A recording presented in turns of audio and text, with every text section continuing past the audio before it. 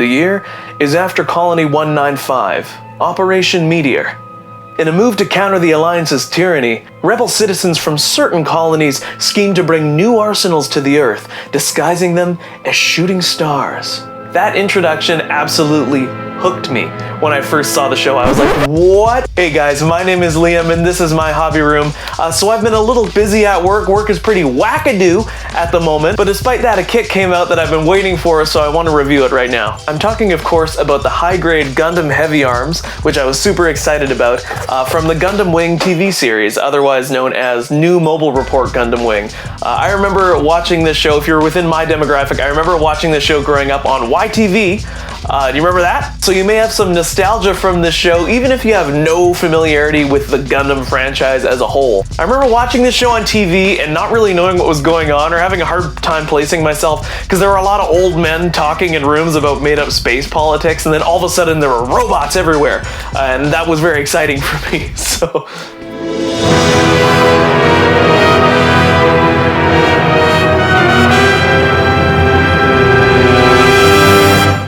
this kit picked me up and zapped me back to 2001. It's a fun kit, and comparing it to the old version, which I'll do in just a little bit here, it really shows how far Bandai's design philosophy and engineering have come in such a short time. So big ol' kudos to you, Bandai, not that you care what little old me thinks. So the HGAC Heavyarms has a small sticker sheet if you want to use any of those, and it also has a few seam lines you might want to cover up or lean into by scribing some additional panel lines. There's a seam line running down the side of each pauldron. There's one on the front and back of the forearms. There's one on the front and back of the shins. Technically there's one on the barrel of the beam Gatling, but it's so minuscule that it doesn't really bear mentioning. None of these seam lines are tough to cover up if they bother you.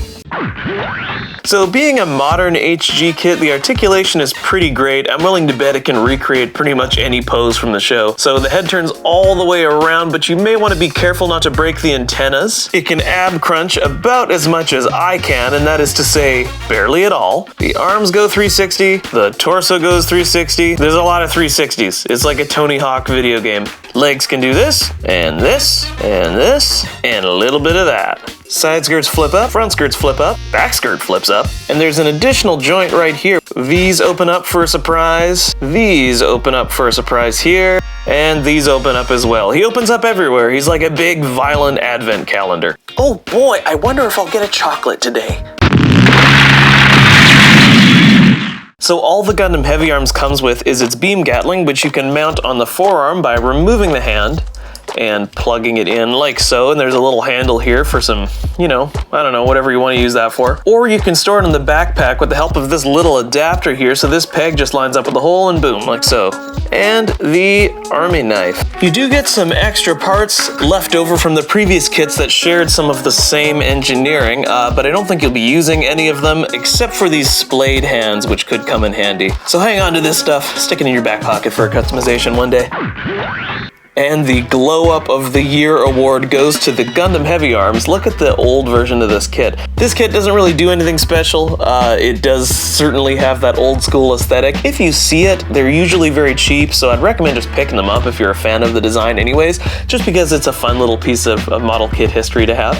Other than that, this kit outclasses the old one in absolutely every way, to the absolute surprise of nobody. Thanks for watching, everybody. I'm buried up to my eyeballs in work right now, so I will do my best to get you a video next week, but I can't be sure. I love doing this, and I have so many kits to review and so many things to paint and build and babble at you about that I wish I had more time in the day. So hopefully I can get on top of that work pile. This pandemic really sucks, so I hope all of you are keeping safe, being kind to one another, and also be kind to yourself. Hey, be kind to yourself.